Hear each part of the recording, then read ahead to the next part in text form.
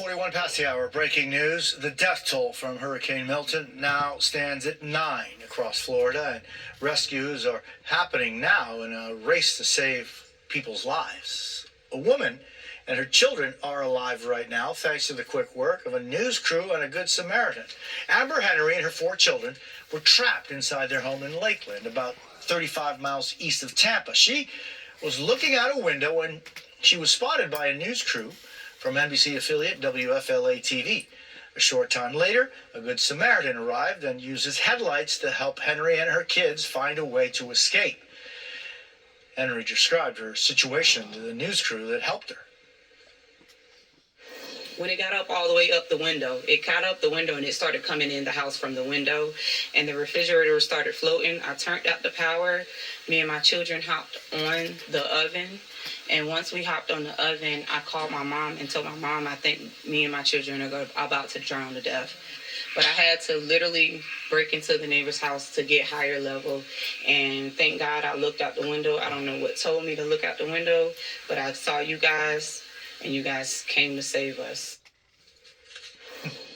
The family was taken to shelter to dry out. There are 155 shelters open throughout Florida. I want to turn now to John Morales, veteran meteorologist and hurricane specialist at NBC station WTVJ in Miami, who has covered so many hurricanes and other storms in Florida for more than 3 decades. John, it's always a pleasure to see you. Again, unfortunately, these news cycles include so much devastation, but what is Milton looking like right now?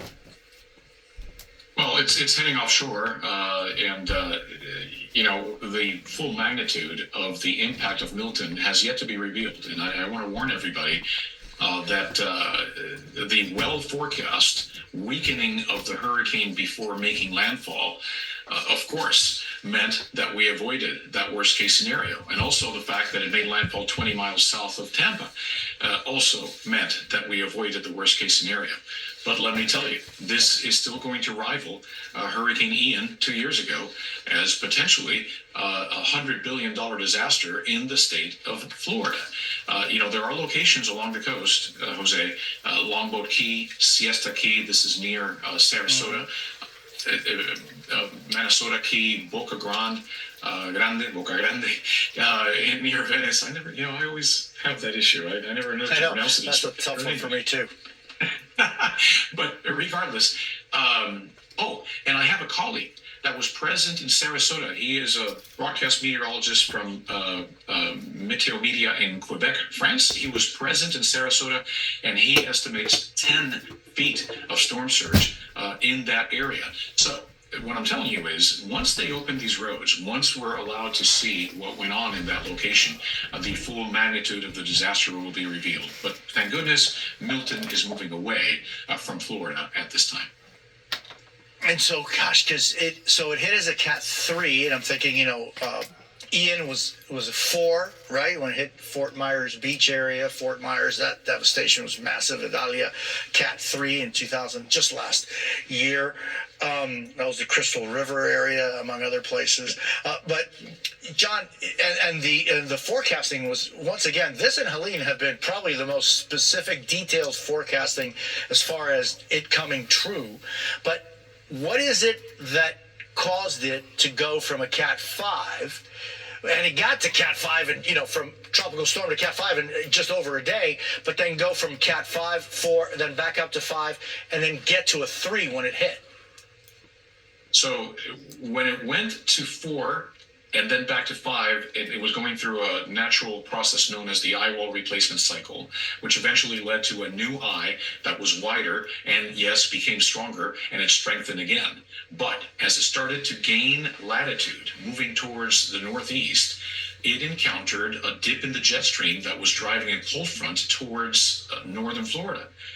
This caused some strong wind shear above the hurricane, and wind shear is the enemy of hurricanes. It's our friend because it tramples down their strength, but it was wind shear in the order of 30 to 50 miles per hour. And suddenly the hurricane started to lose strength, thank goodness, going from a 180 mile per hour hurricane to a 120 mile per hour hurricane, which is at the strength that it made landfall. Keep in mind, Jose, that second run at a Cat 5 occurred into the morning of the day of landfall. In other words, into yesterday morning, we had a 165 mile per hour hurricane, and everybody was concerned that it would make landfall maybe as a 5 or a 4. Well, the Hurricane Center was spot on. They said it would be a 3, and it was. It's been certainly a remarkable forecast. Hey, John, so Helene just, under 2 weeks ago, now Milton, we're kind of going down from the peak of the hurricane season. What are your worries and what are your concerns, or do you have any as to the end of November? Well, so sea surface temperatures are still very, very warm, and we do have a fledgling La Nina, which tends to diminish the amount of wind shear out there. So while the Atlantic looks to take a break, a much welcome break over the next couple of weeks, we hope, don't let your guard down. Late October and into November could still be active. John Morales, thank you, my friend. Thank you for your time. Thanks for being with us. If you would like to help those affected by Hurricane Milton and also Hurricane Helene, you can scan the QR code on your screen, or you can go to MSNBC. He really didn't put out a whole lot of good information pertaining to him being a seasoned hurricane meteorologist. I don't think. I think he was limited in what he said and why he said what he said. Let's listen to this. Yeah. I mean, the storm surge is what we saw, of course, with Hurricane Helene. This community's absolutely been through it. I myself, I helped a friend who lost his home. We spent an entire weekend removing just nasty sewage, waterlogged debris, and ripping out drywall. No one thought that we would experience something like this in such a tight turnaround. I can tell you, everybody's just kind of really feeling the effects of this. Physically and emotionally. And last night it was absolutely terrifying. I kind of ventured out into a parking garage just to kind of, for 30 seconds, to just kind of experience it. And as someone who actually has a journalism background, I've covered hurricanes before. Irma may come a little bit close, but feeling the wind, this was definitely a wind effect. And there's just no other way to describe it other than deadly. Yeah, are you optimistic that you and so many others are going to be able to return to your home soon? Yeah, I mean, everybody I know took this really, really seriously. I think there are some maybe lower rated storms, tropical depressions, people kind of have a hurricane party. That was not the case with the storm. Everybody I know took it very seriously. I'm looking forward to the roads reopening, going and checking on my house. Not incredibly optimistic about that, but I guess we'll see. Yeah, and Dan, I mean, we here in Florida have unfortunately been forced to really thinking about and prepare. But the state of Florida, and it's had this extraordinary cooperation with FEMA and the federal government, with local officials. But you can actually see and sense that. Oh, absolutely. I mean, what was here was, inside when the roof was shredded, as you can see. Where all the power restoration crews just standing by. So really, it was absolutely something to see them jump into action this morning. Dan Maddox, thank you very much. I'm glad you're okay. Appreciate it. Thank you. That wraps up the hour for me. I'm Jose Diaz-Balart. All right, let's go on here and see what else is going on with the news here. Looks to me like that they have escaped the worst part of their worst disasters that they felt like that they was going to have to endure. In other words, they escaped the bullet, but they didn't escape it all the way.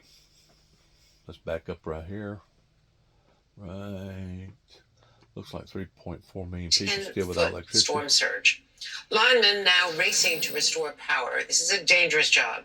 Restore power to more than 3 million customers in Florida because of the storm's destructive path straight across the state.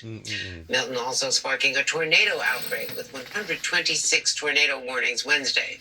Extreme winds, wind gusts clocking at more than 100 miles per hour, toppling a crane in downtown St. Petersburg, shredding the roof off Tropicana Field, home of the Tampa Bay Rays, where emergency workers had just evacuated from the command center that they'd set up there.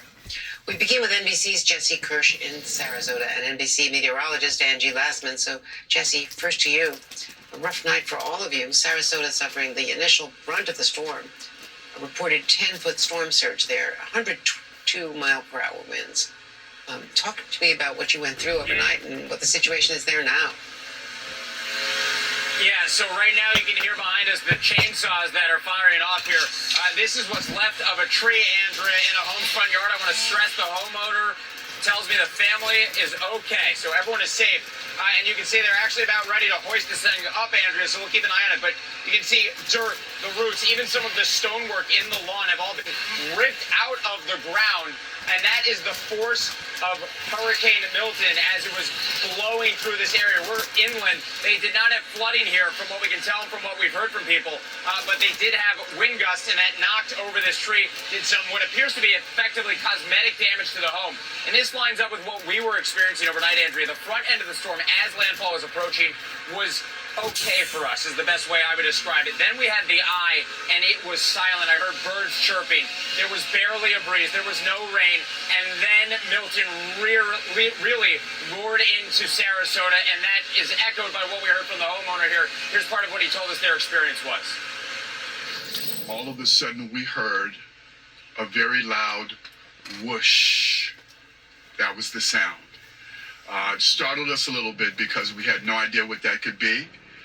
We walked out towards the front door, and we could not see past the front door because there were branches covering the front door. This actually happened right after the eye. We were in the eye for a moment, and then the wind started to gust and pick back up. And that's what we felt too, Andrea. The eye quickly was dissipating. Suddenly the breeze picked up, and then we had those powerful wind gusts, all kinds of debris flying around. I want to show you how much of this tree has already been cut down and moved to the side here. And I'm going to step out of frame and have our photographer David push in and show you. And you can see the trunk and how wide this tree trunk is. And they're getting ready to hoist this thing up. So, if you want to keep with the live picture, even if you move on here. But again, thankfully, the homeowner tells us they are safe. This neighborhood largely appears to have been untouched, and this comes less than 2 weeks after Helene roared ashore. And as they get ready to lift this, I'll just mention one more thing, Andrea. We have heard anecdotally from people we've talked to, including the mayor, that because of the devastation of Helene less than 2 weeks ago, or about 2 weeks ago now, I should say, in this area, people were more alert, more aware, more ready to evacuate, it seems, in the run-up to Milton than they have been with previous storms because of how devastating Helene had been for this area. And there's a silver lining in that, I think, because hopefully that means more people got to safety, heeded the warnings. And I can tell you that overnight county officials in Sarasota had told us that they had close to 10,000 people in their shelters. In fact, so many people showing up at some, they had to move them to other shelters. And they say this was the highest volume of people they've ever had at their shelters during evacuations. So clearly there were a lot of people looking to get out of harm's way, and hopefully they found it. Andrea. And Jesse, just looking at these pictures, I've heard warnings from the governor this morning that people should not go and try to clear any of these trees or brush themselves because power lines could be entangled with the tree limbs, and that it's really dangerous to try to do stuff on your own. Yeah, I mean, I can tell you, and officials locally are asking people to stay off the roads as well, too. There's standing water. You know, we've seen, our team has seen light poles that have been tipped over, trees snapped and uprooted like this. There are areas that appear to have power outages, traffic lights are out, but there are other areas that the power's on. I can tell you downtown Sarasota, we had running water, and we're able to use an elevator in our hotel. But, you know, the officials are still getting an idea of what's going on, and there are still access points to some of the outer areas and on the barrier islands that even officials are having trouble getting to.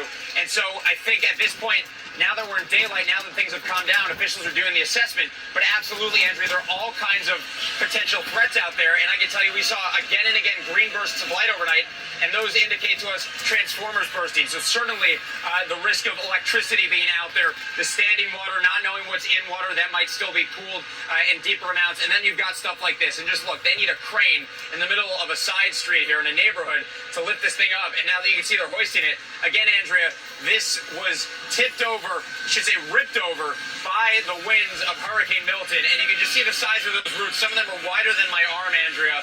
And this is what it takes to get this thing removed. A pretty remarkable picture. And all things considered, based on what we're seeing, this is, somewhat insignificant. Most importantly, because there was no loss of human life here, thankfully. But compared to, some of the other images we're seeing, but just look at the size of this tree, right? This was done by a wind gust. And this is what happens during a storm of this nature. And actually, now that they've moved this over, I can see some of the shingles on the roof have also been chipped away, Andrea. But really, cosmetic damage, all things considered, compared to what could have happened here, Andrea. No, just looking at that tree, just look at... It's gone. I told him earlier that because of the hurricane that come through about 2 weeks prior to that, the ground was already wet, and because of it, it was going to make things more susceptible in being blowed over like that. Calls from that complex this morning. We got in as soon as we could to rescue them, but between the high winds, hurricane force winds, and the heavy rainfall, it posed unique problems for us that Helene did not pose. Well, let's talk about that now. Were a lot of these residents senior citizens? Did you have some real challenges there in getting these people safely out? Some of them were. I was really pleased that many of our vulnerable population, senior citizens, those with medical issues, they evacuated even though they didn't have to. They went to one of our shelters. So this particular complex, I think, was... Right, let's go.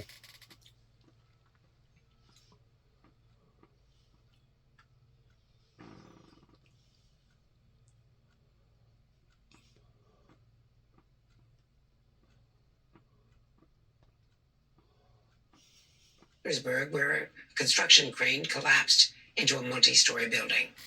Thankfully, no one was injured there. And this scene at Tropicana Field, where high winds tore off the stadium's roof. That facility was going to house emergency workers. And joining me now in St. Petersburg, NBC News correspondent Marissa Para, outside Tropicana Field. So, Marissa. Hey, Andrea. Yeah, well, what a night you had. Oh my gosh. We're all watching. There behind you is the field that was designated as a staging area, and they had to take people out of there beforehand because they saw that it was not going to withstand the winds.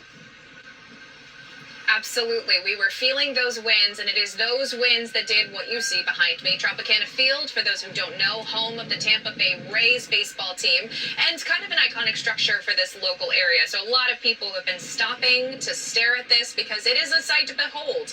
That fabric on the top there just ripped to shreds by the wind, and we do understand there were roughly 15 people inside. We understand they were with security and other related groups, and we understand that the people who were here described hearing ripping sounds, but thankfully, Andrea, I can report that we are not hearing any reports of injuries related to this. And there was another structure that also came toppling down. There was a crane, and we had been reporting, I think it was this time yesterday, we were reporting on the fears and concerns regarding those cranes in St. Petersburg. The city put out a notice to people within a certain radius of those cranes, and what you're looking at is the debris left over after one of those cranes did exactly that because of the winds. It toppled into a building. It's a business building, and it houses several businesses, including the Tampa Bay Times, but it does not appear that anyone was in the path of that crane. So you can see the debris. You can see at least 2 stories just completely taking out the corner of that structure there. And we know there's contractors on scene doing structural assessments, but Andrea, yet another instance, nobody seemed to be in the path of that. No injuries as a result of that.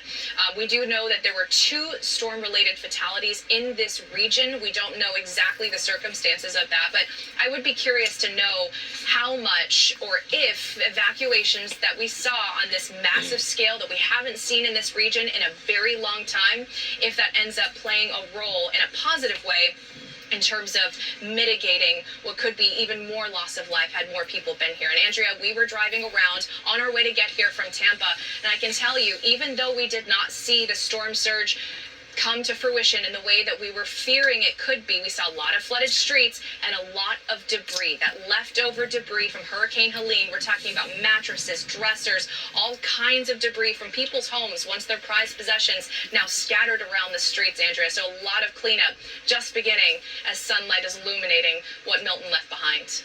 Andrea? Marissa, thank you so much, and thank you for everything you've been doing for the last couple of days. It's just been extraordinary.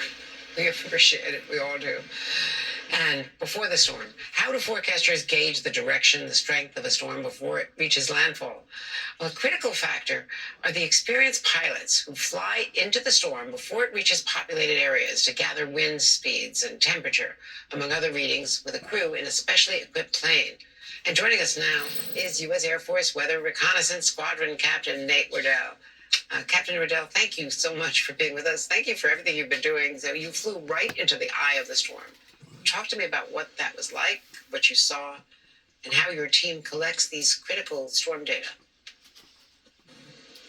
Absolutely. Thank you for having me. Well, a lot of people think that we might fly around the storm or, over the top of it, but in reality, we punch right through the side. We fly in at about 10,000 feet. And as we go through, we drop weather instruments called dropsondes, kind of like this. And they give us wind speed, direction, dew point, all kinds of information. And we send that data in real time to the National Hurricane Center. And as we go through the storm, we then have to fight through the eye wall, which can be very intense. Kicked us around a lot this storm. It was very powerful. And but once we got through, we get to the eye and we mark the exact center. We fix it. And then we send that information to the Hurricane Center as well, and they input that into their forecast models. So is it very turbulent? It can be, yes, ma'am. Yeah. We got pretty rocked a few times in this storm, and it sounds like every other crew behind us did as well. So it was powerful. Have you seen a difference where Helene and now Milton different from other storms you've flown into? The size of it was certainly bigger. Yes, in terms of intensity, it seemed like it just kept the Category 4, Category 5 range much earlier on and for a longer period of time. Helene really intensified more just right before hitting the coast, and Milton just kind of established it early and held it on throughout. So each storm is different and can really do anything. And so we just try to roll with the punches and give that information to the National Hurricane Center. And is this your full-time assignment, is weather reconnaissance, Captain? Yes, ma'am. And when we don't have, tropical storm season, we go into our winter storm season. We fly the atmospheric river out over the Pacific, and we also do nor'easter storms in the winter. So we're busy all year round now. It's fascinating work and rather dangerous at times, I would suspect. So thank you so much. Thanks for being with us today. Appreciate that. Absolutely. Thank you for having me. You bet. And next, as residents try to take stock of the damage from her.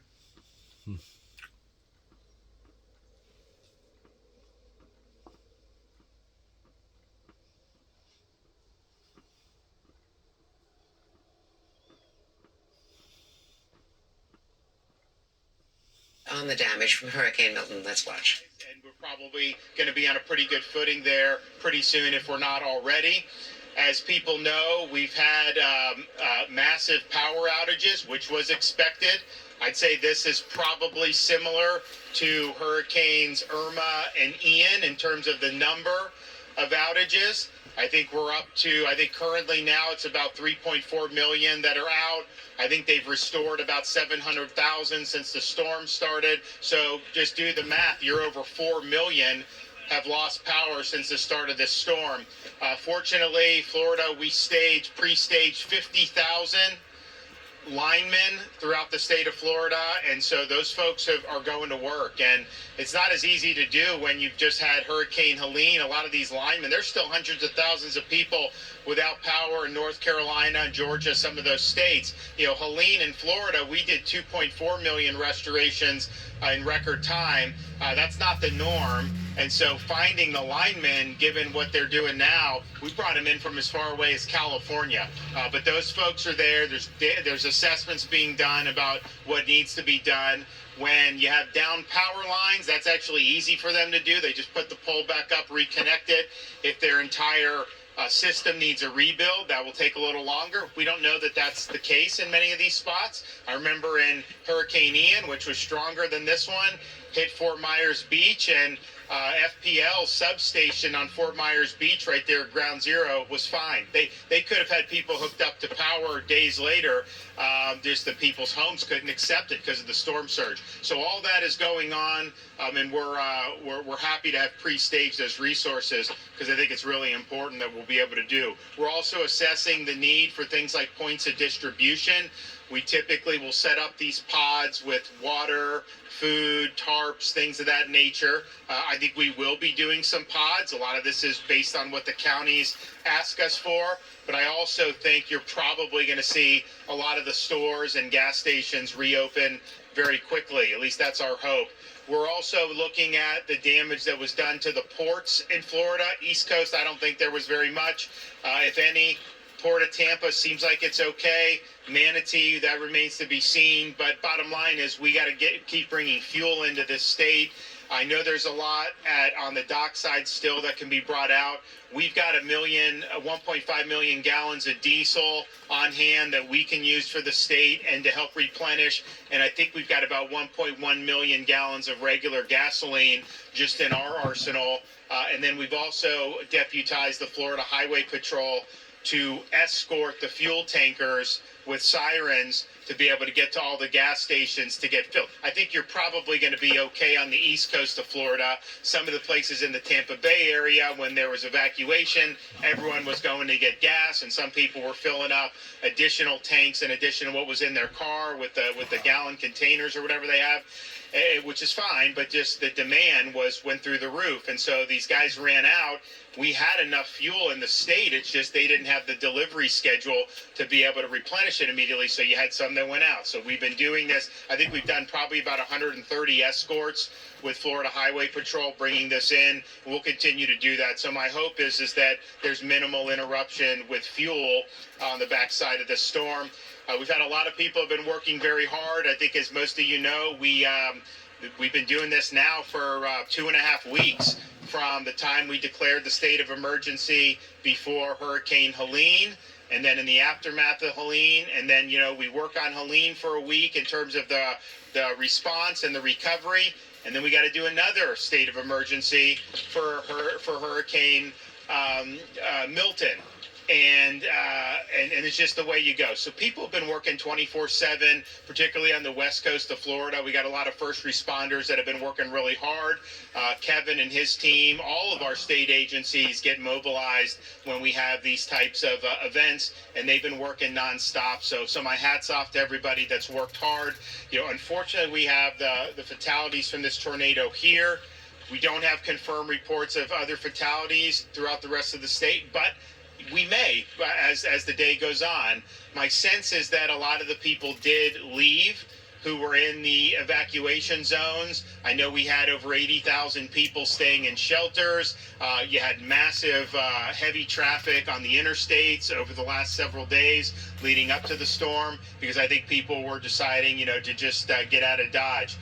We also can say that the storm did not produce the worst case scenario in terms of storm surge. And that was what I was talking about pertaining to dodging the bullet. They dodged the bad bullet, the bullet that they was expecting to have to hit pertaining to the surge, basically hitting directly in the Tampa area, which probably saved hundreds of millions of dollars. And I personally think that what went on with the first hurricane, especially after seeing all the newscasters reports coming out of western North Carolina and eastern Tennessee and places in South Carolina and Georgia, it puts some very deep images in people's minds pertaining to the devastation and the power of nature that can happen. And whenever they started looking at this hurricane and its potential, it made it more real of the factor of the danger. And because of it, that's the reason why that it basically saved so many people's lives by people leaving. Because if people didn't leave like they ordinarily do, even though they're predicting a category 3 or 4 hurricane, you would have had that many more deaths. That many more deaths. If you remember, about 24 hours ago, maybe 36 hours ago, the fear was Category 4, strong 4, going into Tampa Bay, producing about 15 feet of storm surge. That's an area with Pinellas County Peninsula, and then the surrounding areas in Hillsborough County. That is very low lying, very susceptible to storm surge. That did not end up happening. The storm did weaken before it hit land, and then it did bear further to the east and south of Tampa Bay. So I think a lot of what they had was the wind sucked water out of Tampa Bay. You did have storm surge in Sarasota, Venice, Charlotte Harbor, and all the way down the west coast of Florida, and some significant storm surge, but not to the worst case scenario of what we were looking at. I mean, for example, Helene, we had storm surge in Taylor County up in North Florida that was probably about 20 feet in places like Deacle Beach and Horseshoe Beach. And that is the real deal. I mean, we have examples in American history where you've actually had a lot more than that, 24, 25 feet, Mississippi, Texas, Camille, some of those. But to have 18 to 20, that's a big deal. So doesn't mean there's not going to be a lot of damage. Doesn't mean there's not going to be a lot we're going to have to contend with. But just in terms of what we were prepped for, I think that we probably have an abundance of resources. My sense is we'll probably be able to release a lot of the search and rescue resources that we've had on hand very soon. And then just get back to getting everybody back online with power, making sure the gasoline's flowing and everything. So all in all, everyone's done a good job up to this point. We got a lot more work to do, and I'll let Kevin come in and say a few things. Thank God for the first responders. Let's go on.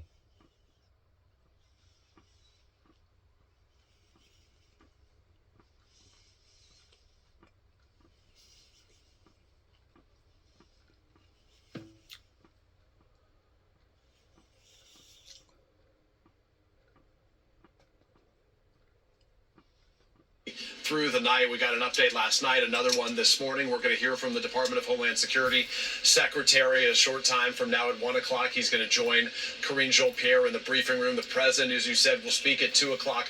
But I think the point you make is a good one here. Kamala Harris, who heads off to Phoenix, part of this West Coast swing for a rally this evening, trying to demonstrate as much her competence and her sort of... Well, politics.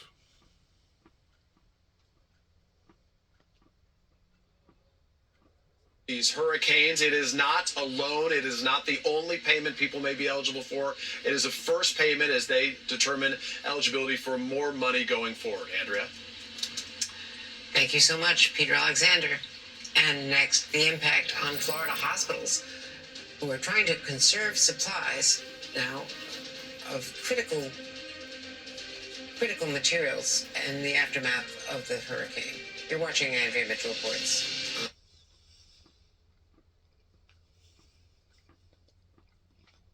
From China, Ireland, and the UK. And so this is something I know that they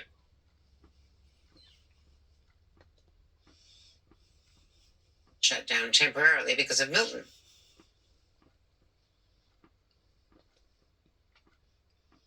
Helene struck the country's largest manufacturer of medical supplies north of Asheville, North Carolina. And now the country's second largest factory, Daytona, Florida, had to shut down temporarily because of Milton. Joining me now is NBC News health and medical reporter Berkeley Loveless Jr. Berkeley, thanks for being with thanks us. for having me. So the FDA had to approve temporarily importing supplies, I think from China. Mm-hmm. But how long will it take before some of those supplies get to the U.S.? Yeah, so we don't know right now. So the FDA did temporarily allow imports from China, Ireland, and the UK. And so this is something I know that they've been working on for a while now. I think last week there were some issues with the port strike about moving in products, and so there may have been some delays there. So right now we're hoping that this comes within days or weeks. It's really important that this happens quickly because hospitals right now have been saying that they've been conserving supplies, in some cases giving patients Gatorade or water instead of an IV. That's really Yeah. terrible because IV fluids are preferable to Gatorade or water, obviously. They're really important, yeah. And when people come into the ER or become dehydrated, especially in the heat, the hot zones across the beds. And there's also people delaying elective surgeries right now. So people with tumors, not immediate treatment tumors, but tumors can't get their procedures done. People with kidney failure also rely on specialty fluids from this company as well. So they're not, in some cases, they're not able to get the care that they need. So there's a lot going on here right now as well to get this back online. Baxter International, the biggest manufacturer, accounts for about 60% of the market. And so right now that they're saying that they hope to have full products by the end of the year.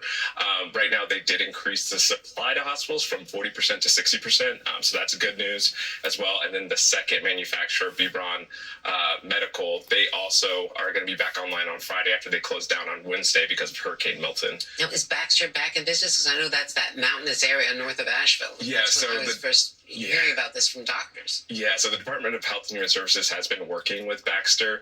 They are not fully back online, but they're trying to do things in phases at the moment. So that's why they kind of increased the supply just a little bit for hospitals to kind of help out there. And, hospitals can't switch suppliers as well, so it's very difficult for them. So it's important that Baxter is also increasing supply here. Thank you so much for bringing us that update. It's so important. Thank you. Thank you. And Robert Kennedy's wife,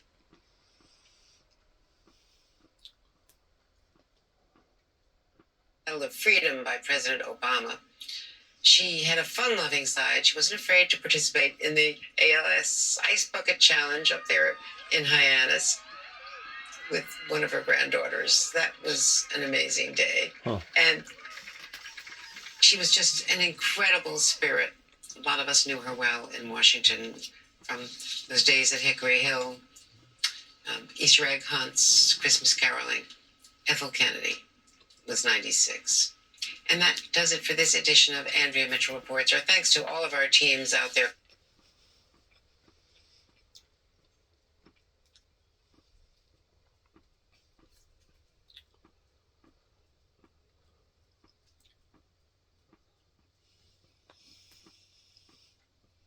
Deep water. The damage up and down the state. Boats flipped over in Sarasota. The roof literally ripped off Tropicana Field in St. Petersburg.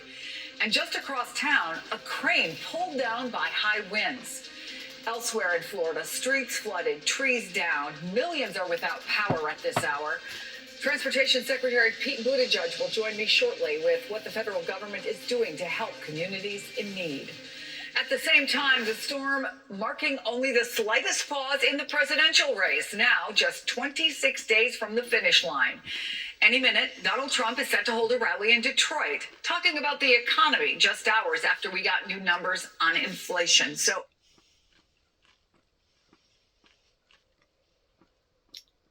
let's go through this. Stop right there. Absolute devastation, and there are still debris piles left over from Helene. Those piles will now grow as people clean up from Milton. Chris. Yeah, hers is just one, sadly, of so many stories like it. Dana Griffin, thank you. And we are now starting to understand the scope of damage across Florida. Take a look at this massive tornado ripping through West Palm Beach yesterday ahead of Milton's landfall. Officials there are still trying to pinpoint exactly where they touched down. NBC's Angie Lassman joins me now. Angie, for a lot of folks, this was one of the big surprises of Milton, the destruction and the number of tornadoes. Yeah, and I think this will go down, Chris, as probably one of the more impactful things from Milton. I know we're worried about the storm surge, but those tornadoes, I mean, they, in some cases, unprecedented in some spots. Notice how many tornado reports happened in that 24-hour period. 38 tornado reports, most of them on the east coast of Florida. This is why it's so important to get your information ahead of these storm systems, because if you were just paying attention to where the center of that came on shore, you weren't prepared for all of these tornadoes. Now, it is very common to see these tropical tornadoes with a landfalling tropical system. But yesterday was quite active, so much so that we had 126 tornado warnings across the state in one single day. That breaks the record for that. We've never seen the state of Florida across the state do that many tornado warnings in one single day. One other thing to note, we've seen multiple kind of images of what we likely are gonna categorize as EF3 or higher tornadoes. They have not been exactly categorized by the National Weather Service just yet. That'll happen as the days go on. But notice Beryl, Debbie, Helene, all of them produce these EF3 tornadoes. What's more common is an EF0, an EF1. You oftentimes will see the spin-ups with the circulation of that system coming on shore, but you don't see strong tornadoes, not these wedge tornadoes that are more common in the springtime in the middle of the country, and definitely not in the state of Florida. So that's one thing to note. We have not ever seen an EF4 tornado, but the potential is there here as we go through, the years to come with this warming world that we're going to see. Notice those tropical tornadoes are becoming more frequent. This is something that we've seen in some recent research over just this past summer, where we're likely going to see these tornadoes becoming more frequent with these landfalling events, but specifically at night. Big concern. We know how much more dangerous tornadoes, nocturnal tornadoes are for folks, and that's something that we're going to be watching here as we continue through, the rest of hurricane season and beyond with the changing of our climate across this region. The good news is this system is out of here, Chris. We're not going to be looking at impacts from it much longer when it comes to the rain, the wind, the surge. All of that is kind of dipping down, and we're going to continue to see maybe a little bit more rain across the Space Coast, but that's going to be about it. We've seen most of the heaviest of the rain work offshore. It's going to continue to pull away. We still have some concerns when it comes to flooding, of course, because we just had intense rainfall over a very short period of time yesterday. So we'll still watch for some receding floodwaters. But the good news is most of the winds have calmed down. We've still got a gust of 37 miles per hour in Daytona Beach over the past hour or so. But again, that's going to calm down as well. Really impressive gust, though, overnight. So no surprise when we continue to see our correspondents reporting from the field and showing that wind damage when you're talking 107 miles per hour in Venice Beach. All of these numbers came from that northern eye wall that we were so concerned about. That northern eye wall also brought just incredible rainfall amounts. And we talk about, a warming world and how this impacts the potential for rainfall events. A warmer atmosphere holds more water, and you can see in events like this was a 1 in 1,000 year rainfall event that unfolded in St. Petersburg last night. We had over 5 inches of rain in just an hour period. Very similar to what we saw with Helene, again, a 1 in 1,000 year rain event unfolding in Asheville. The difference, we don't have the topography in Florida, and specifically St. Petersburg, that they have in Asheville with the mountains, but still, we saw flash flood emergencies with over 18 inches of rain falling in a 24-hour period. A lot of that has receded, so that's the good news for folks that are trying to clean up, but we do still have this one area, Daytona Beach, including Orlando, that's going to stay under this flood watch here for a little while longer, so we'll watch for that to continue. Here's the good news for folks that are trying to clean up, really across the state of Florida, but let's pinpoint the Tampa area and points south of that. Temperatures, they're going to be warm, so we know that we have power outages, widespread power outages across the state. It's Florida, it's October, mid-80s is about where we should be, so it is going to be uncomfortable with the humidity levels and such, as well as the heat. But the good news, Chris, we've got Friday, Saturday, and Sunday dry conditions. We are not expecting any, real activity across the tropics. That's good.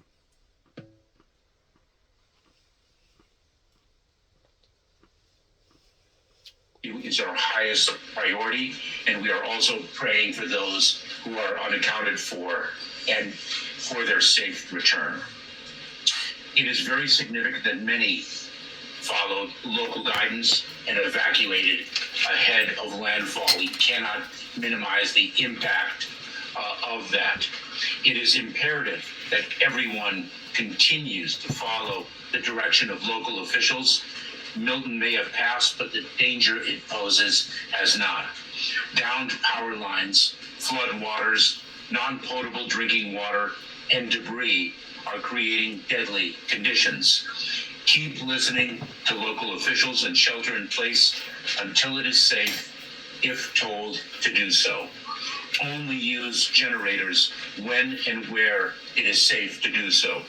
People can find more tips on staying safe after a storm on the FEMA app or by visiting ready.gov. In the lead up to Milton, our administration made robust preparations for the storm. President Biden approved emergency declarations for the state of Florida and for the Seminole Tribe of Florida days before the storm made landfall to provide full federal support for the response. We pre-positioned supplies, including food and water, 20 helicopters, 60 Department of Defense high water vehicles with ladders, 1,300 U.S. Coast Guard personnel, and 1,400 urban search and rescue team members across Florida in anticipation of the storm, and staged hundreds of ambulances to assist in the transport of hospitalized patients. Today, FEMA is joining the state to begin damage assessments to ensure Floridians have what they need. FEMA and our federal partners, including the Department of Defense and the United States Coast Guard, are already working closely to support the state of Florida in a comprehensive, coordinated response to the storm. To reiterate President Biden's message yesterday, every available resource is being deployed as fast as possible to impacted communities, and we will not leave until the work is done. The same is true for communities devastated by Hurricane Helene, including here in North Carolina. President Biden and Vice President Harris were here last week, as was I, and we will continue to support impacted communities and first responders on the ground. More than 10,000 federal staff are on the ground supporting Helene and Milton response efforts across the Southeast. Since Helene first made landfall, urban search and rescue teams have rescued over 4,300 people. From a peak of 5.1 million customers without power, we have helped restore power for more than 5 million of them. And we are restoring more every day. We have helped quickly restore cell phone service across the region. At its peak, 3.4 million customers were without service. We have restored service now to more than 3.2 million of them. We have delivered more than 17.2 million meals and more than 13.9 million liters of water. We have helped get over $350 million in assistance out to Helene survivors, with millions more going out every day. All this and much more. These first responders and their state and local partners are doing truly heroic work in extremely difficult circumstances. We are all immensely grateful for their extraordinary, selfless service.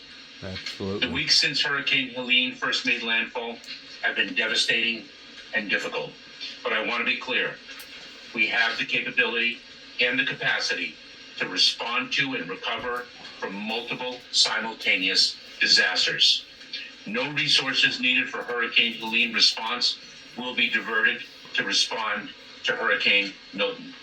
We have made it clear we will be there for every impacted community every step of the way.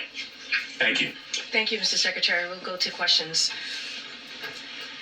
Go ahead, Kayla. Thank you so much. Mr. Secretary, this is Kayla Tauchi from... So we're going to continue to listen in to Secretary Mayorkas, and if he has any news to break, we will definitely get that back to you. But I want to bring in Dr. Irwin Redlener, who is founding director of the National Center for Disaster Preparedness at Columbia University and a public health analyst at countless disaster zones that you have been in with a variety of organizations. I want to touch on something that Secretary Mayorkas said. It's that Milton is gone, but the dangers it poses have not. And it was echoing essentially what we heard from Governor DeSantis this morning, and I'm going to play that for you. We have post-storm fatalities almost every storm, and a lot of these fatalities are avoidable. So please be cautious of down power lines. Don't touch them, and never walk through storm waters. Standing storm waters can also carry a bacteria that can lead to fatal infections. Fatal infections. Wow.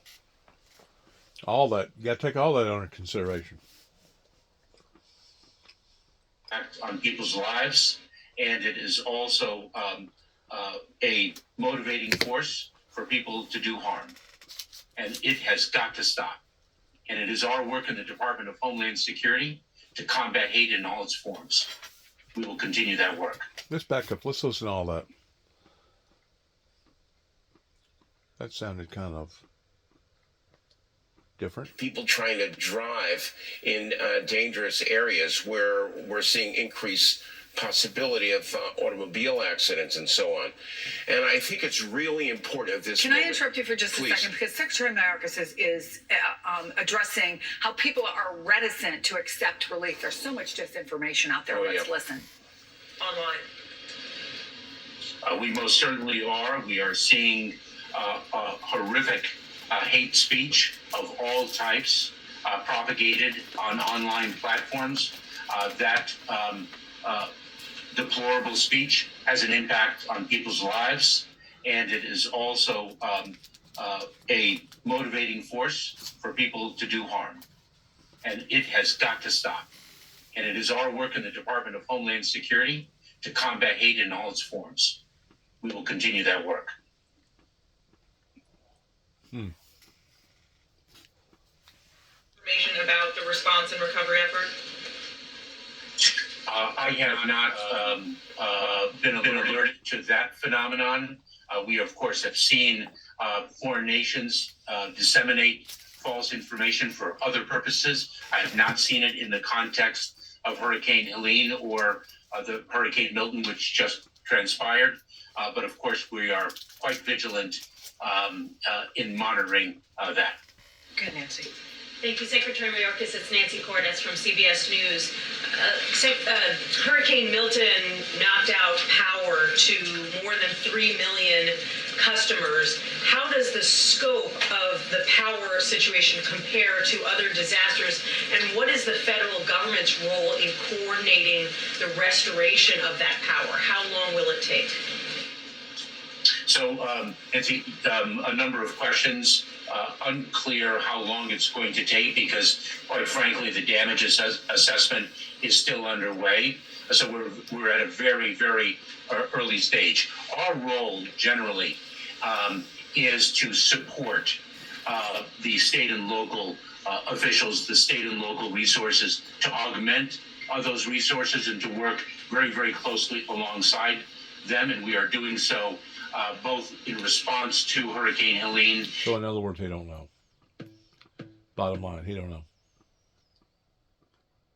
Devastated Puerto Rico was probably one of the worst episodes of mismanagement of disaster in modern American history. And here he is making situations already dangerous, much more dangerous for the residents and citizens of these affected areas. But anyway, we have lots of problems, including, I wanted to just add that even the supply chains, for example, getting IV fluids that the hospitals will need, that has been shut down considerably because the factories in North Carolina can't get the IV fluids to the hospitals when they need them. So there's a lot of work to do. But people should have confidence that FEMA and the local responders, which really state and local have And the you've first watched this time and responsibility again up close. over and over again. You know, we see the lessons, but the question is, are we learning the lessons enough to actually apply them? And I just want to, because we're running out of time, but I do want to get to this, and we gave a lot of time to Secretary Mayorkas, understandably. Back-to-back tragedies for many people, or terrors.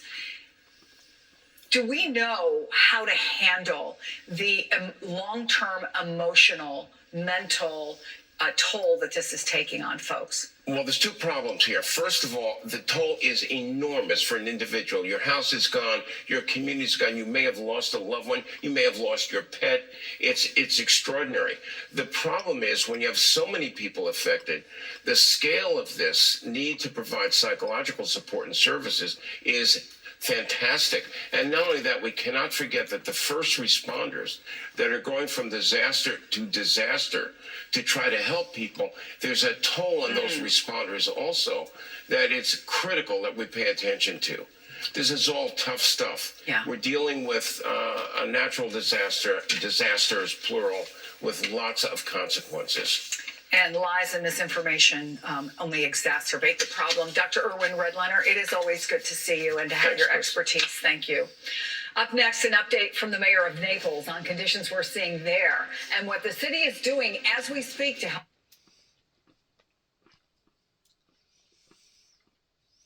A lot of emotions, a lot of worries, a lot of stress. Basically turning people's lives upside down. Every 4 years.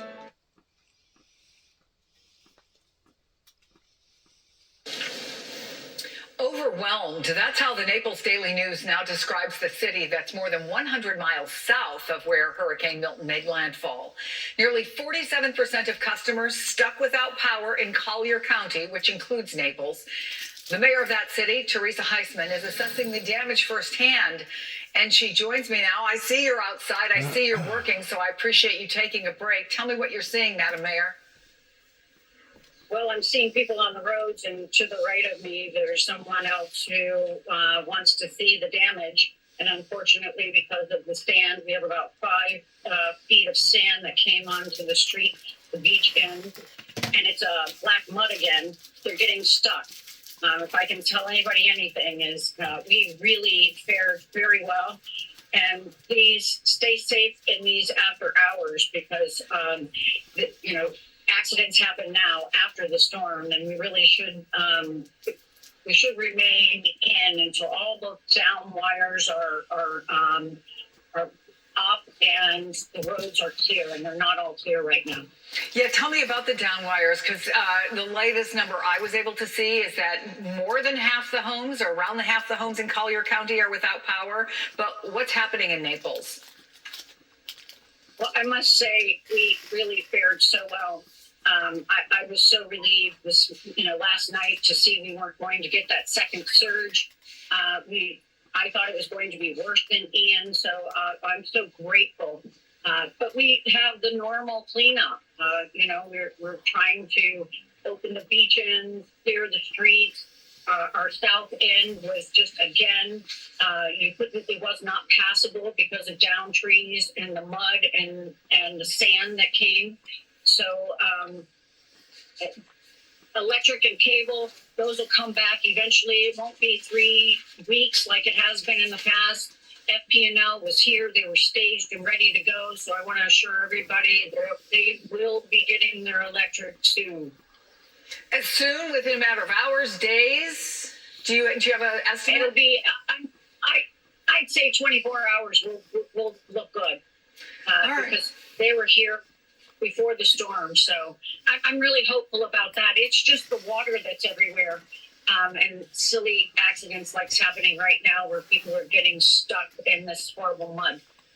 And we know how much damage water can do. We just heard from Secretary Mayorkas, who said that they're already getting reports from Florida of people who are reticent to go for help because there's been so much misinformation about what will happen if you go to FEMA or you go to one of these relief agencies. What's your message right now to people who need help? They definitely need to get the help that they need. FEMA, even though the funds are low and they've been depleted with all of these storms, you absolutely go and you get your help that you need. These people can't live in homes that were flooded again with mold. It's not good for your health. So, take care of what you need to take care of, and don't be afraid that FEMA isn't going to have the money or they won't provide. And if they don't, our communities around Florida will help each other. I just know that. I believe that in our humankind. Naples Mayor Teresa Heitman.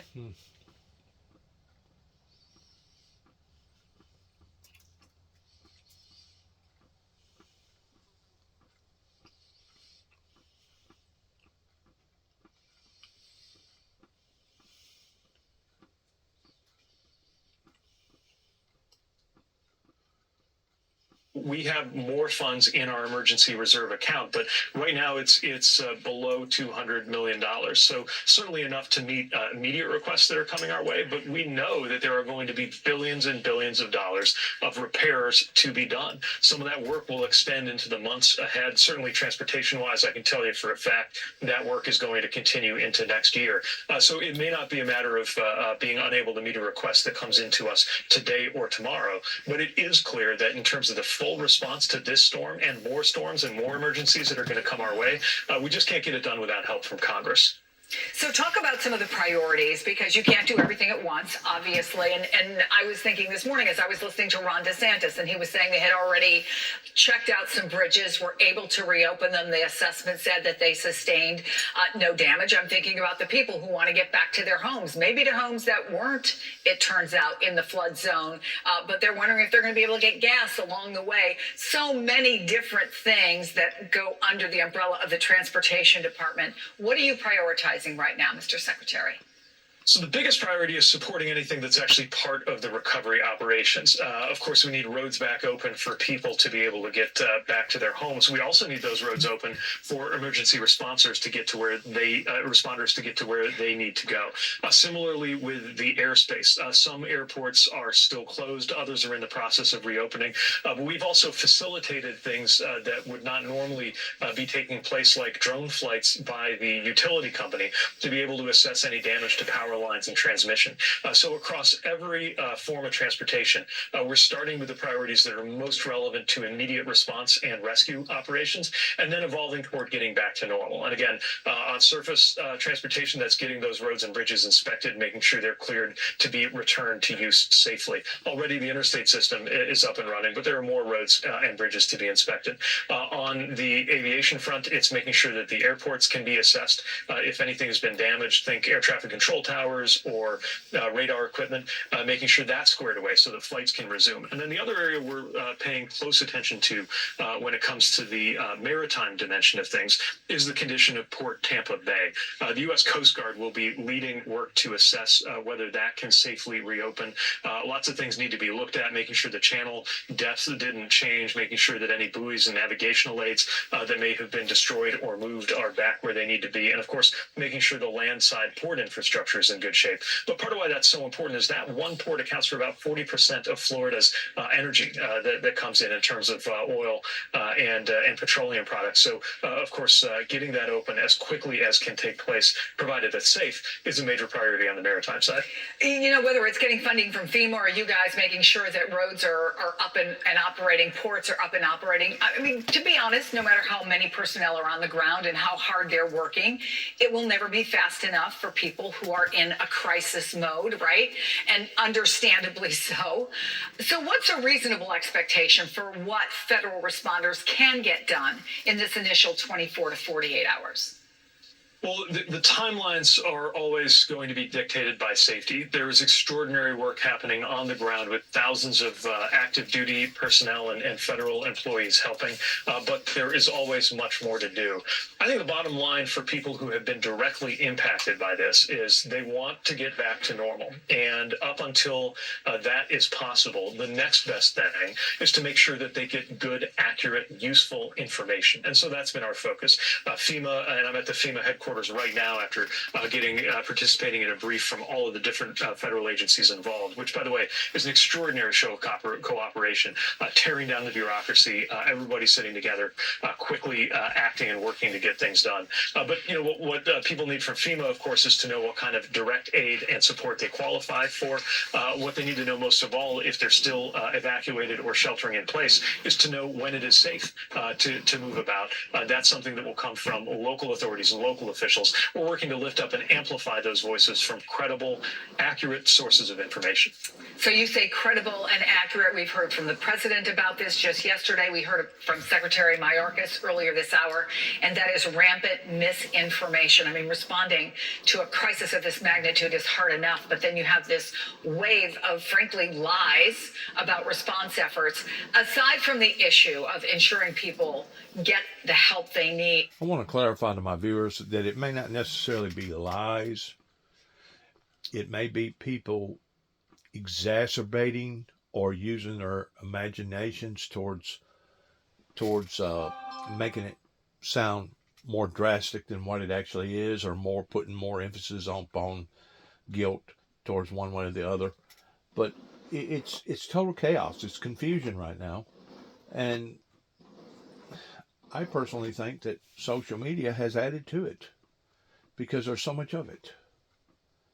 And it's, you know, who do you believe? What do you believe? It's chaotic. And of course, it's based on trust.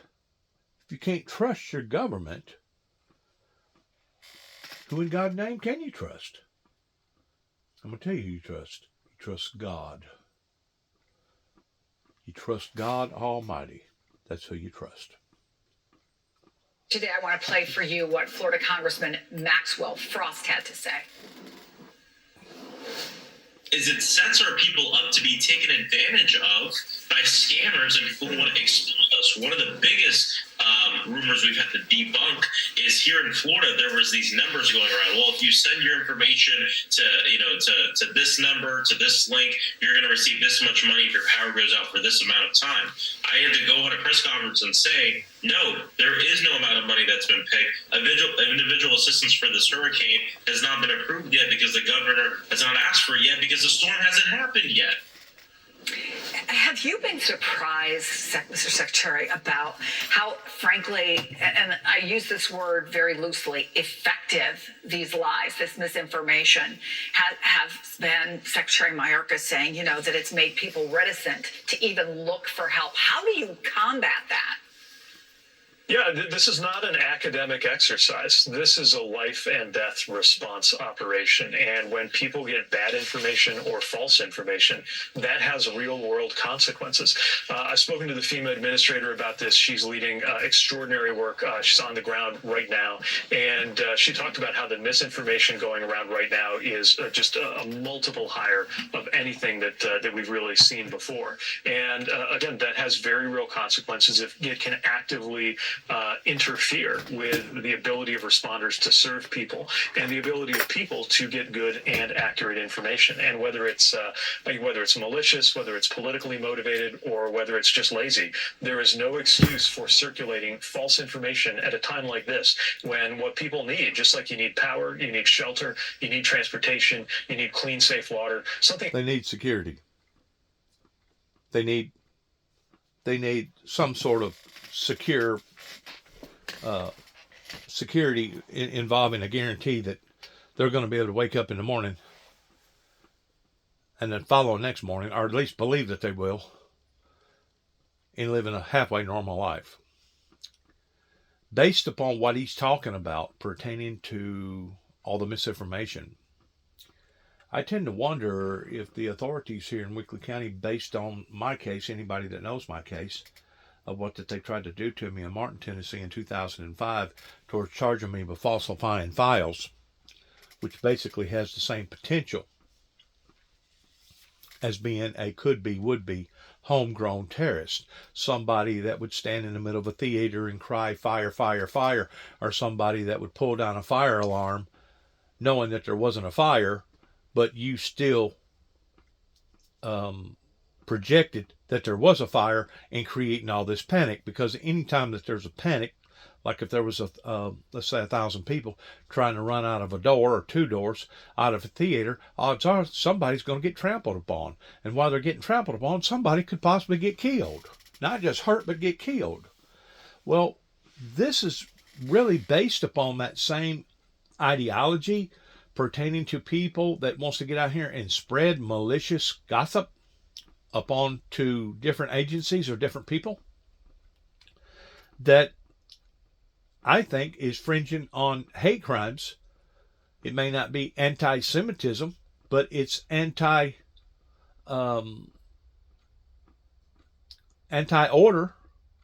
in the fact of causing more disorder, and those people should be reprimanded in what they're doing. On the other hand, going back to my case, I was attacked by the authorities in Weakley County, Tennessee, of knowing darn good and well the only thing that I was doing was passing out Bible literature to a teller in Pickles gas station up here in Martin, Tennessee, explaining to this individual that because of the controversy, that it was going to be an explosion of controversy going on in my life, and that I was probably going to wind up on the Channel 6 News. That's all I said. Walked out after handing him the piece of paper.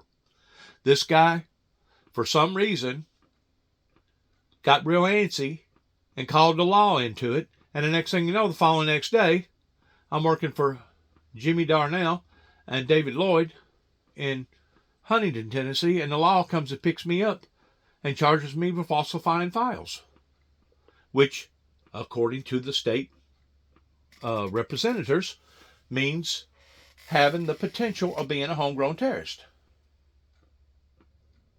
I wasn't in a theater crying fire, fire, fire. I didn't pull down a fire alarm indicating and giving out false signals to people that there was some sort of danger involved in their life. It was the authorities in this county that was attacking my First Amendment right. And the very gesture of what I said that day did in fact come true, because that was in 205. In 207, I was trying to help some people up here in the area of Western Kentucky by telling them that God had shown me that there was going to be massive major electrical disturbances, in which there was that year, pertaining to it being so hot, and they're having to shut down one of the dams down here, Wilson Dam down here in Alabama. In addition to the ice storm that come in the year 209, I think it was 209, basically people allowing for their minds to run wild, using a drama-type imagination. But mine actually went deeper than that. Mine was actually motivated by a group of people that wanted to assassinate my character, and a group of people that actually wanted me to shut up and go away because they disapproved of the message that I had been preaching now for over 30 plus years. It was a deliberate, conscious attack upon to my First Amendment rights right here in Martin, Tennessee in 205 that basically escalated into my arrest, throwed $5,000 away to get out of jail pertaining to my bond, which was on $50,000 bond, and then hired an attorney by the name of Benjamin Dempsey, and then out of stupidity, not me realizing what type of record would follow in behind pleading guilty to a crime that you really didn't intend for it to be a crime, because I pleaded guilty, that followed me from 205 up until 207 towards what went on around the Kentucky Dam up here around Grand Rivers and Benton and Calvert City, Kentucky. And then in 207, another incident occurred in 209 that was another snowball effect towards getting bigger, and the Oklahoma authorities putting a bomb in the back of my truck and trying to promote me as me being some sort of a monster. There's a pattern, and that's what I continue to keep saying to people. There's a pattern of how that they wasn't just trying to cripple my First Amendment right. There was a pattern towards them wanting to cripple me. They wanted to shut me down. And I've said all along that before 9/11, this area around here was concentrated on trying to make me out to be somebody that was a lunatic.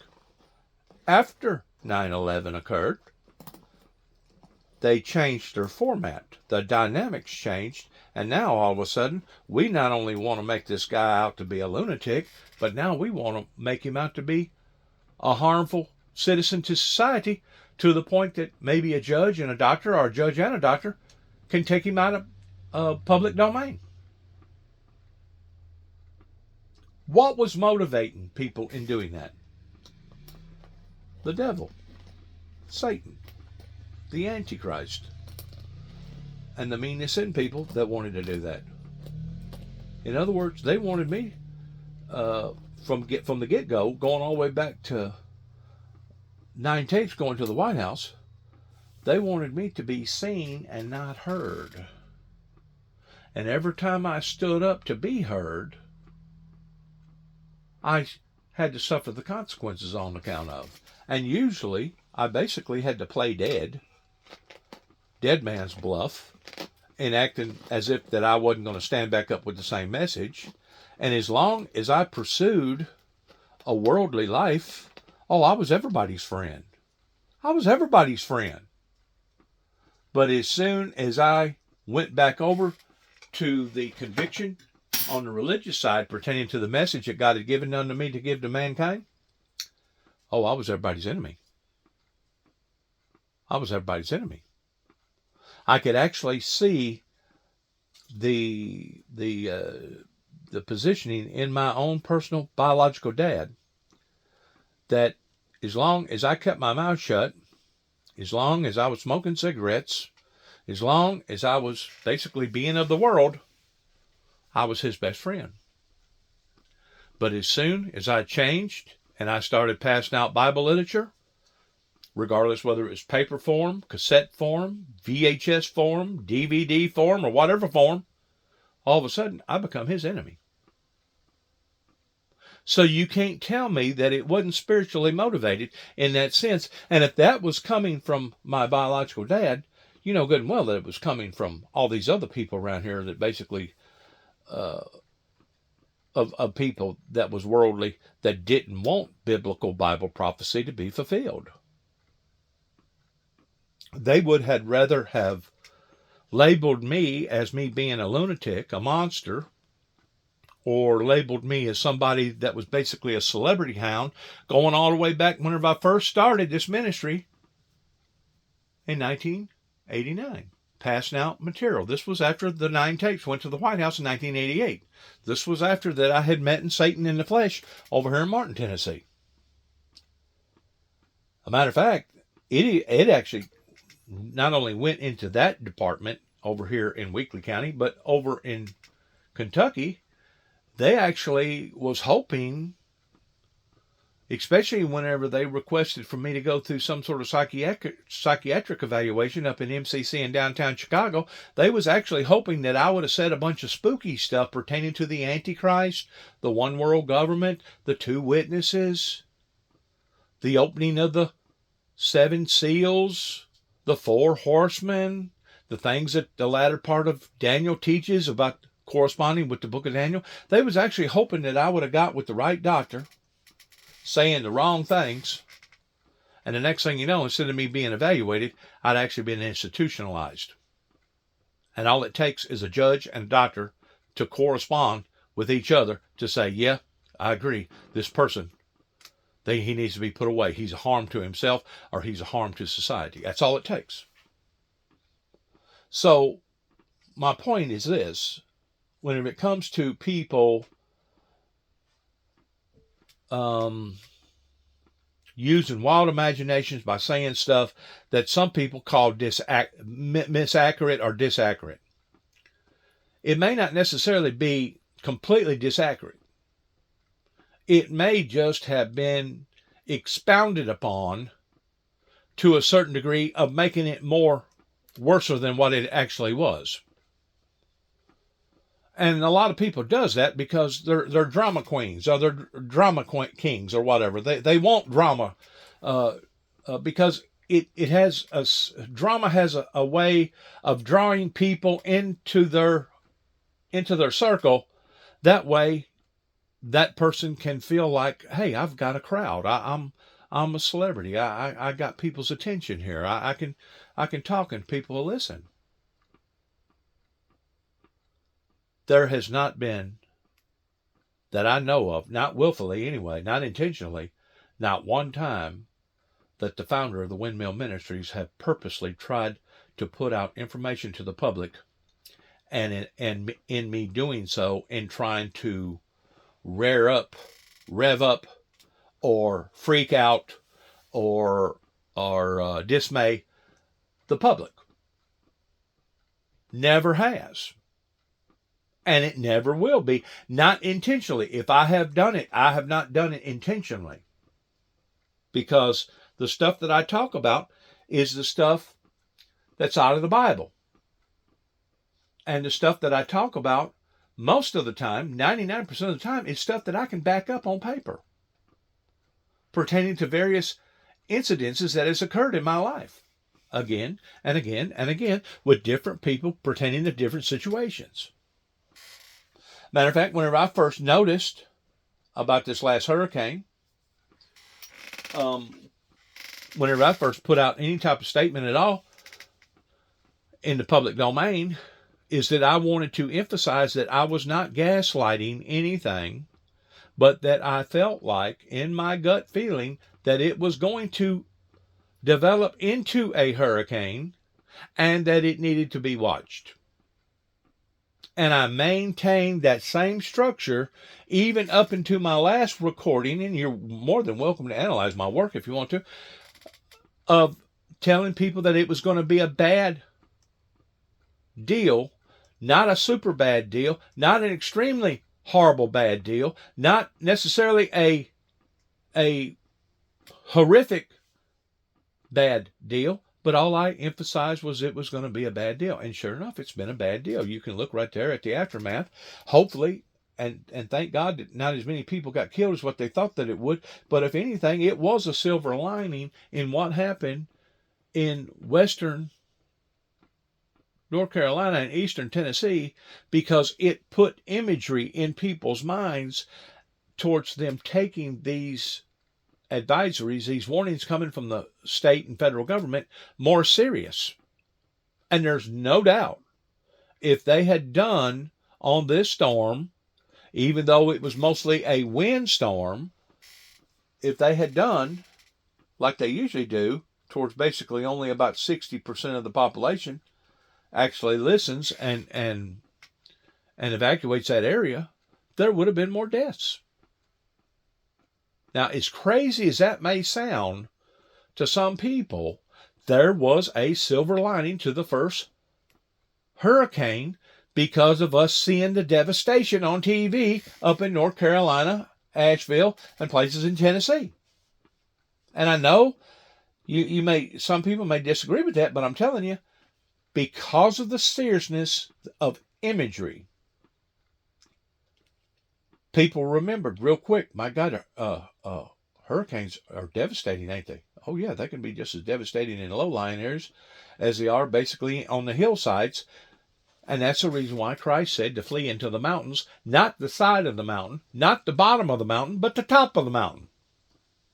He was talking to his people that whenever you shall see these occurrences start to take place regarding the forces of nature going wild, that's basically the beginning of the sorrows, to flee into the mountains. Not the bottom of the mountain, not the side of the mountain, but the top of the mountain. In other words, he was emphasizing towards going to high places. In other words, Christ was trying to warn the people that because of the fluctuations of the forces of nature that mankind was going to bring upon to himself, people needed to get out of those valleys. They needed to get out of those low-lying areas. They needed to get or pay very close attention to how much rain was falling, and if it was falling too quick, too much, and you are on the side of a mountain, maybe you should think about evacuating your house, because there could actually be a mudslide that would cause problems. Deathly problems. So whenever they're talking on TV about it being fake information, phony fake information, I don't necessarily think it's phony fake information. I think that it's dramatized, and in some cases it's over-dramatized, to the degree that it's kind of like the fish story that goes from one mouth to another mouth to another. It started out being a 6-inch fish, then it went to a 12-inch fish, then it went from an 18-inch fish, and the next thing you know, somebody caught a whale. That's how rumors get started. That's the things that the Bible teaches us and tells us not to be a part of. I did not, and I'm going to get back to the TV show in just a second, I did not request, I did not mandate, I did not warrant the actions coming from the Martin PD in 2005 by handing out material, because after that they had gotten me in Huntington, drugged me back to Martin while I was standing in front of about 7 or 8 officers, including David Moore, the chief at that time. I explained to them very thoroughly I had absolutely 100% no harmful intentions towards saying what I said about an explosion of controversy in my life that they blow completely out of context in thinking that I was going to possibly create an explosion just because I used the word explosion in some of my sentencing. Well, I hear people using the word explosion in their sentencing almost every day, especially on TV. So once more, what was their motive in what that they was trying to do in 2005?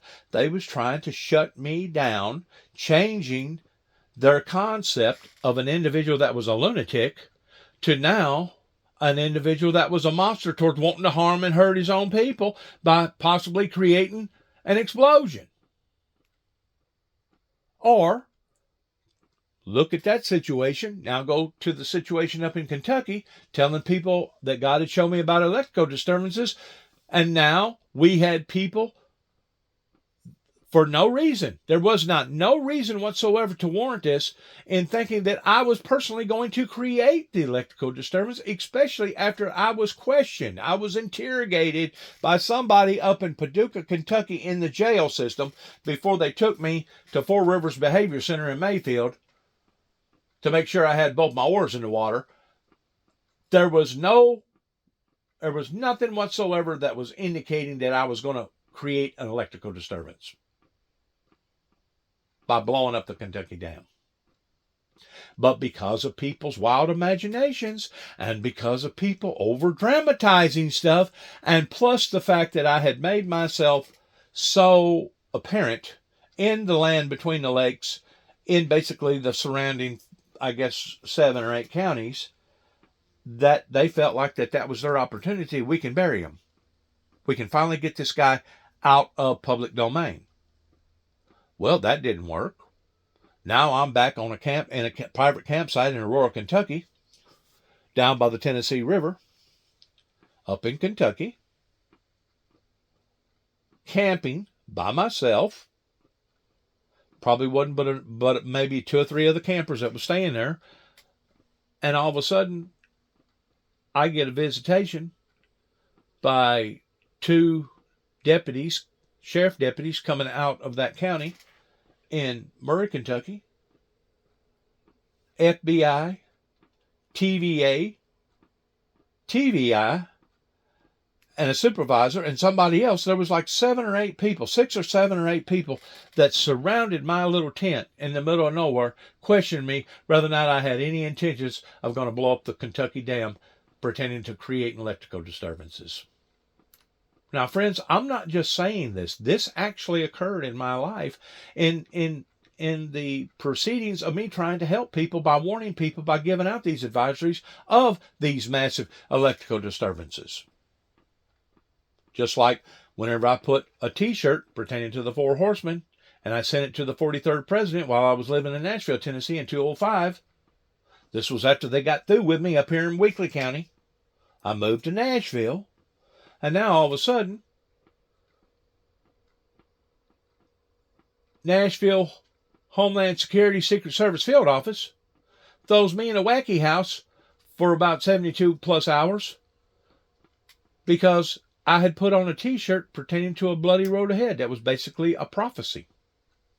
This was in 2005. Do you realize how many people has gotten killed and how many obsessive gun violent shootings has happened since 2005? And that's just here in America. That ain't counting all over the world of a bloody road ahead. Once more, I wouldn't have had to have put those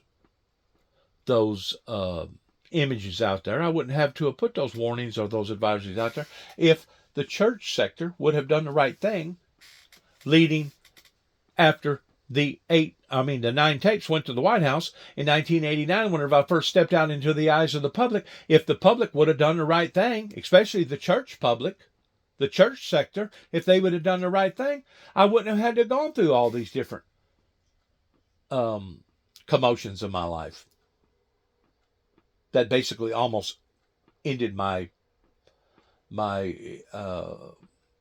life by ending the liberty of my life. And to this day, I still have to be extraordinarily careful, and I've always tried to be extraordinarily careful in saying what I need to say to whoever that I need to say it to, because your information that you put out to the public can be misconstrued. It can be taken out of context. And that's what they're talking about here, pertaining to all the phony, fake information that is causing that much more chaos. Something else you need in a situation like this is the truth, good information. And again, we will lift up those credible sources from local law enforcement and mayors to FEMA itself to make sure people get that good information and the help that they need. Secretary Pete Buttigieg, you've been very generous with your time, and we thank you. Thank you. Glad to be with you. A ton more. And the truth is in response towards trust. And if people don't think that you're truthful, they're not going to trust you. And that's been the whole concept for the past 30 plus years in the lifespan of the Windmill Ministries missions here at 291 Thompson Road, Sharon, Tennessee, zip code 38255, is that nobody wanted to believe Dennis Jackson. Something or someone had influenced these people that I was nothing but a majestic liar.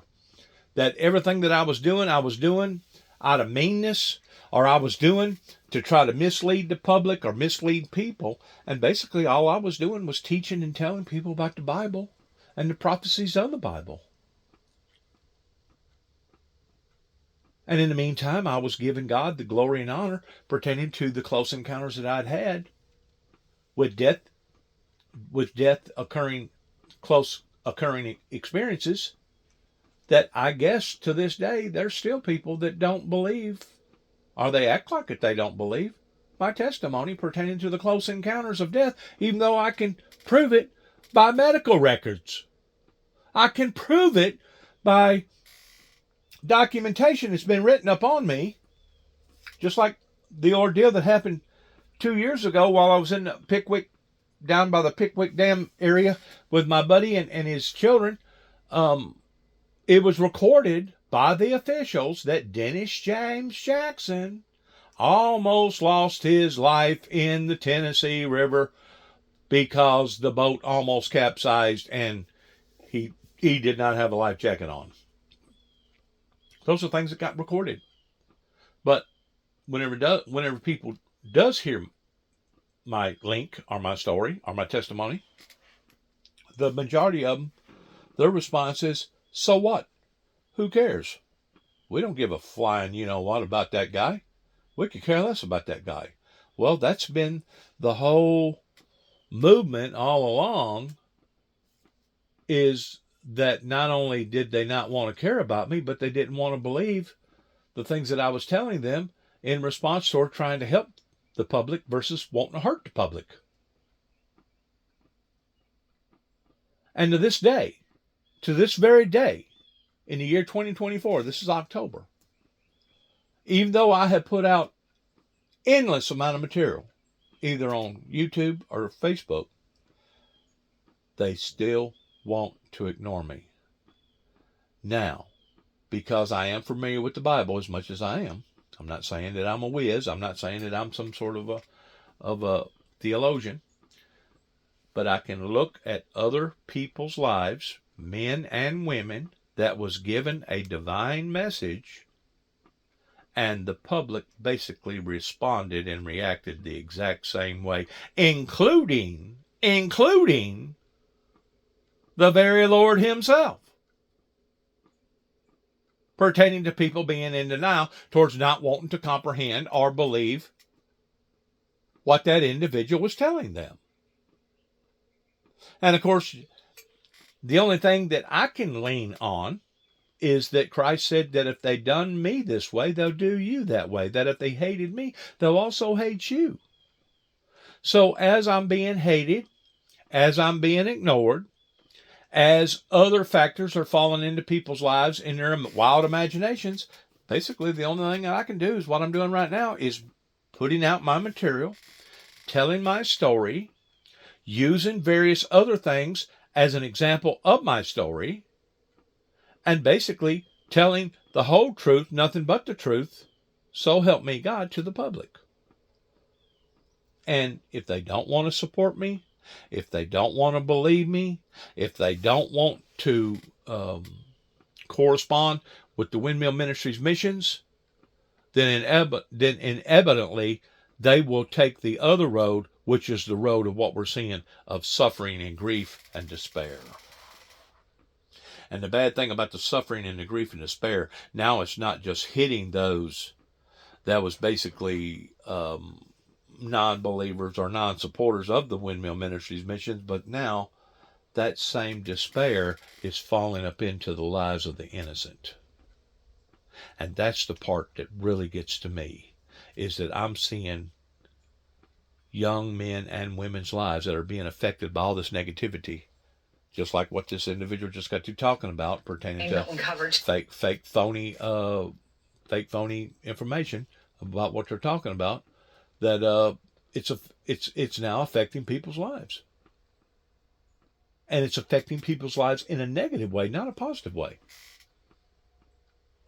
Good luck to all of us. God bless America. God bless our troops. God bless our first responders. And God bless our endeavors towards where America goes from this moment on. And heaven, for God's sake, please help us all. Shalom.